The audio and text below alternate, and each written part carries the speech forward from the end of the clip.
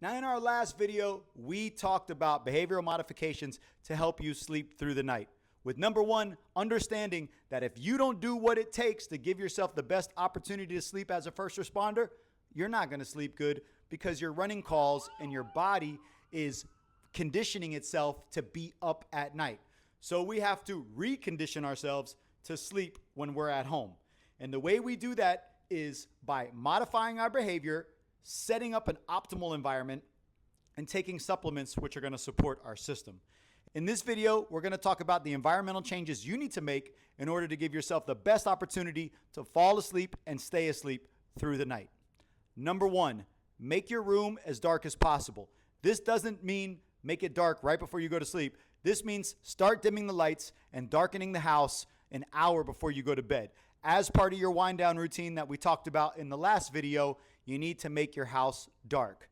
That means blackout curtains for you first responders. Any little bit of light is going to hit your body, your skin. It has receptors that's going to tell your body it's time to release cortisol and wake up. That's why it's not good to fall asleep with the TV on. That's why it's not good to fall asleep with a light somewhere on your alarm clock or your phone or your stove that's going to keep you up. It needs to be as black as possible.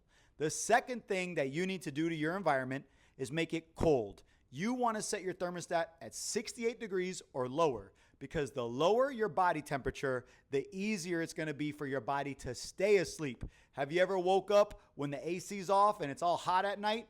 That's because your temperature is rising.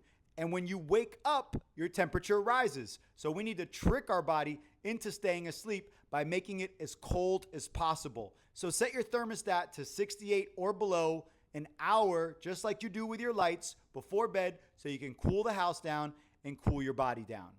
Number three, white noise. You want it to be as quiet as possible in your house while still having some noise going on. Let me explain. When it's too quiet and you can hear a pin drop, any little thing will wake you up, especially if you're a first responder.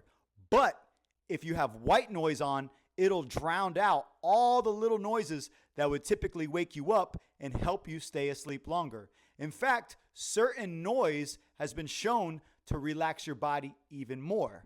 So if you want to fall asleep easy and stay asleep, on top of the behavioral modifications we talked about in the last video, you need to make it dark, you need to make it cold, and you need to use white noise to your advantage. By doing all three of those things, you're going to give yourself the best opportunity to fall asleep and stay asleep.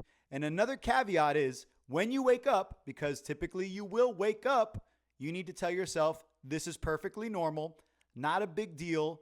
You can either turn on an audiobook. Chapter 32, From the Personal Self to the Personal Computer. Which is what I do, and put a timer for 15 to 20 minutes. It takes my mind off of trying to solve problems that you can't solve when you're in bed, and it allows me to listen to the voice of the audiobook and slowly fall back asleep, because I'm not beating myself up for waking up. It's part of the process. It's part of being a first responder. You're going to have disrupted sleep, so don't let it stress you out. Just do the best you can in your behavioral modifications and setting up your environment. And then the next video, we're going to talk about the specific supplements that are really going to help you fall asleep and stay asleep. See you on the next one.